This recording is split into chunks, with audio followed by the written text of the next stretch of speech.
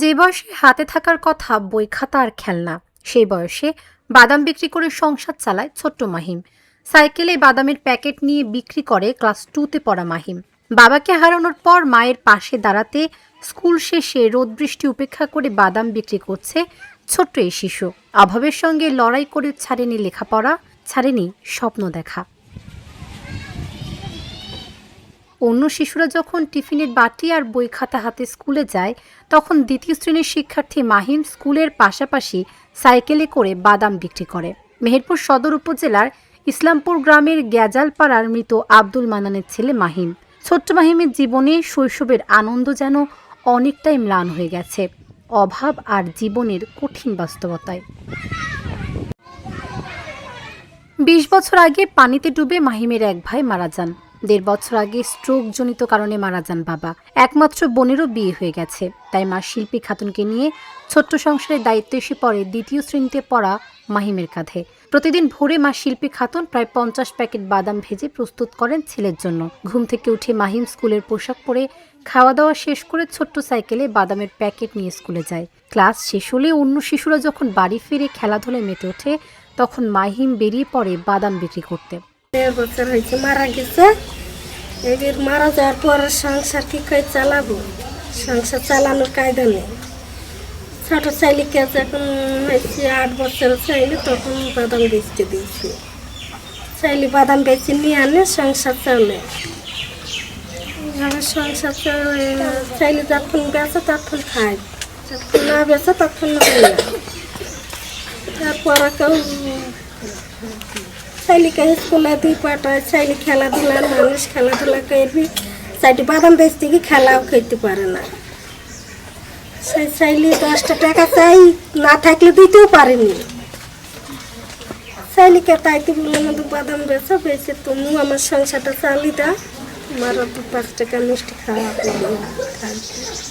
তাই তো মনে হয় যে চাইলিকা রাস্তায় দিচ্ছে, কোথায় গাড়ি ঘোড়ায় চাপা পড়বি, কোন খবরটা চলে আসবি, হয়তো আর আল্লাহ আল্লাহ করি। চাইলে যতক্ষণ বাড়ি না আসে ততক্ষণ নিজেও ঘরতলায় মাথা দিতে পারেনি। চাইলে বাড়ি আসে, চাইলিকে কাছে করি পেয়েই তারপরে খুশিটা হয়। প্রতিদিন বাদাম বিক্রি করে আবার মেহেরপুর শহর থেকে বাদাম কিনে বাড়িতে নিয়ে আসে মাহিম। কয়েকদিনের বৈরী আবহাওয়ায় বৃষ্টিতে ভিজে বাদাম বিক্রি করতে গিয়ে এখন অসুস্থ হয়ে পড়েছে ছোট্ট শিশুটি। তারপরও সংসারের প্রয়োজনে এই শরীরে বাদাম বিক্রি করতে বাধ্য হচ্ছে। সকালবেলা ঘুম থেকে উঠে বাদাম ভেজে প্যাকেট করে যাই স্কুল নিয়ে, বন্ধু বান্ধব পেয়েছি ঠিক যাওয়া হয়। বাড়িতে আসি টিফিন নেই, মোড়ে যাই, মোড়ে বাজারে বাদাম বিক্রি করে বাড়ি যাওয়া হয়। 500 টাকা হয়, তাই মাকে দিই, তাই সংসার চলে। তাকে প্রতিদিনই সাইকেলে করে বাদাম বিক্রি করতে দেখা যায়। তার সংগ্রামী জীবন এলাকার মানুষের হৃদয় ছুঁয়েছে। তারা মাহিমের পাশে দাঁড়াতে সমাজের বিত্তবান ও মানবিক মানুষদের প্রতি আহ্বান জানিয়েছেন।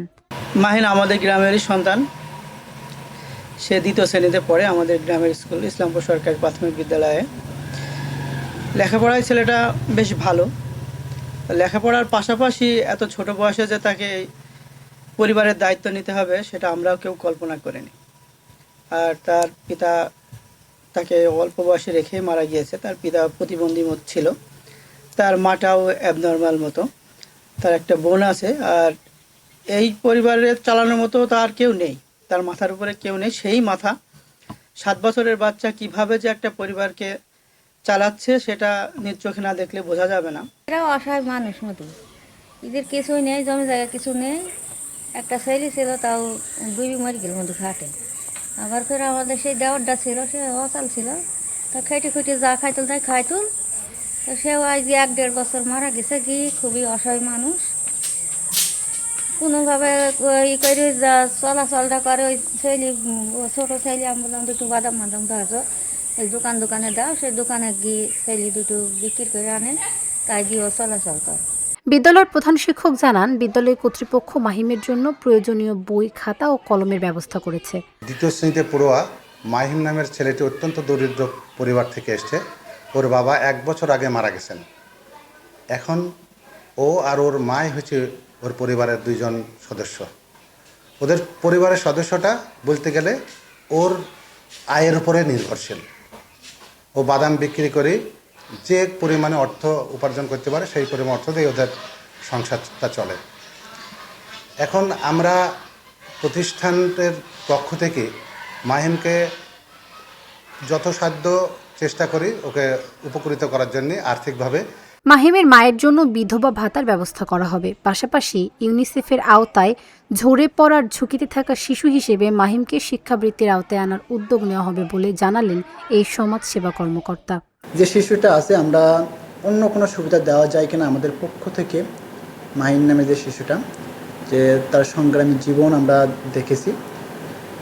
আমরা আমাদের যে ইউনিসেফের যে প্রজেক্ট আছে মেহেরপুরে, এই প্রজেক্টে কিছু করা যায় কিনা আমরা চেষ্টা করব। এর বাইরে যদি আমাদের পক্ষ থেকে বিশেষ করে সমাজ কল্যাণ পরিষদ নামে একটা খাত আছে, এখানে আমরা শিক্ষার্থীদেরকেও সহায়তা করে থাকি।